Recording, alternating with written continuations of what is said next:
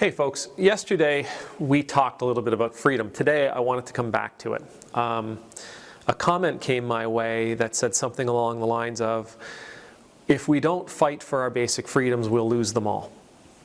It's an interesting comment, but because of that comment, I ended up doing a little bit of searching. I wanted to have a better handle on what it is we see as our basic freedoms.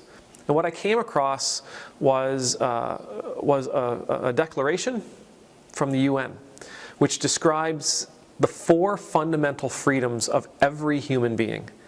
The 4 fundamental freedoms that every human being is entitled to. And what they are is freedom of speech, freedom to worship, freedom from want, freedom from fear. They're lovely. They make a lot of sense.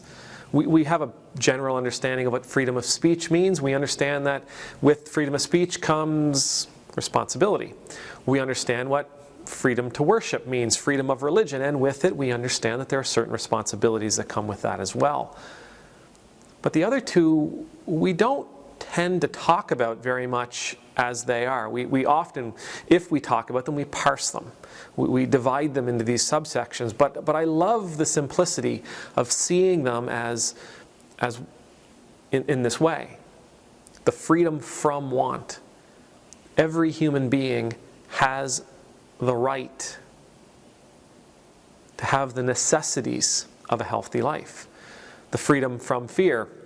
Every human being has the right to live a life where they are not afraid that their neighbor, whoever that neighbor may be, however neighbor may be defined, they have a right that their neighbor will not take that which is precious away from them. Love this. It speaks to so much that is going on in our societies.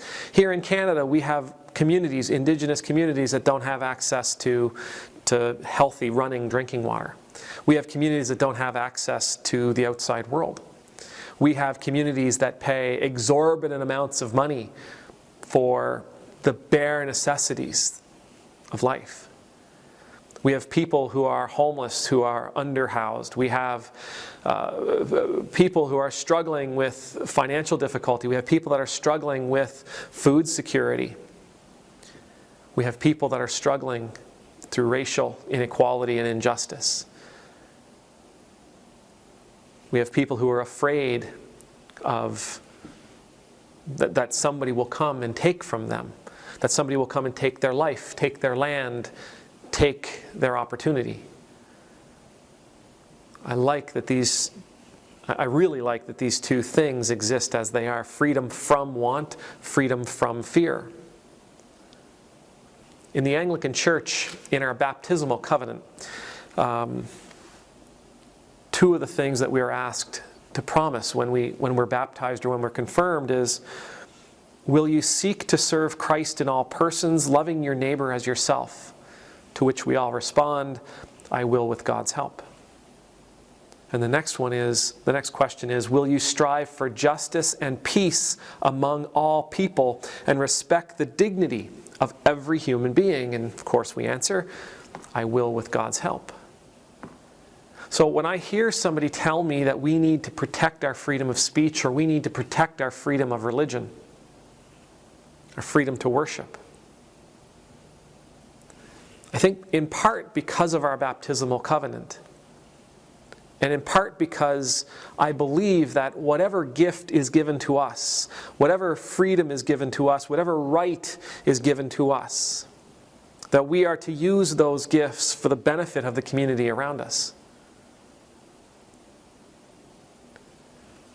I believe that if we're going to fight for our freedom to worship, it shouldn't be for our worship.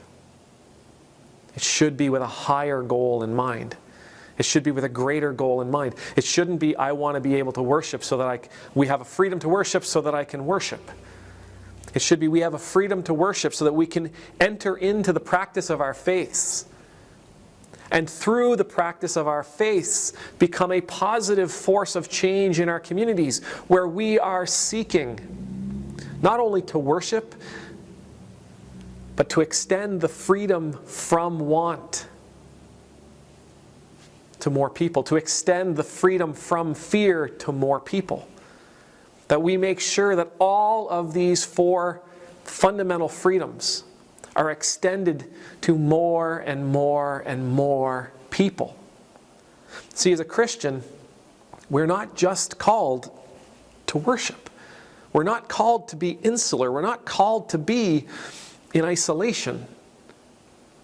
Our faith only grows, only becomes more substantial. It only becomes deeper as we enter outside of this place, as we go outside of this place and enter into the lives of the members of our community and working with them to raise them up, to help them move in the directions that they dream to go, in the directions that they want to go, to help them go in the directions that God envisions for them. The only way that we can share the gospel of Jesus Christ, the only way that we can go out and make disciples of Jesus Christ, is if we take our freedom to worship and we use it to help more people experience a freedom from want and a freedom from fear. If we're not doing that, then my fear is that we're just using our freedom to worship for ourselves. In which case I have to ask, is that pleasing to God? May the Lord bless you. May the Lord keep you. May the Lord's face be made to shine upon you and be gracious to you. May the Lord's countenance be lifted up to you. May you always know the peace of being in the Lord's presence. And I pray that you will join me. That you and I together, we will exercise our freedom of religion. And as we do, we will share the good news of God throughout our world, throughout our communities. And that by doing so, we will extend all 4 of these freedoms to more and more people in increasingly deep and substantial ways. That they would become free from fear.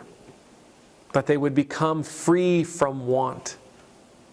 That they would be able to exercise their freedom of speech and their freedom of worship.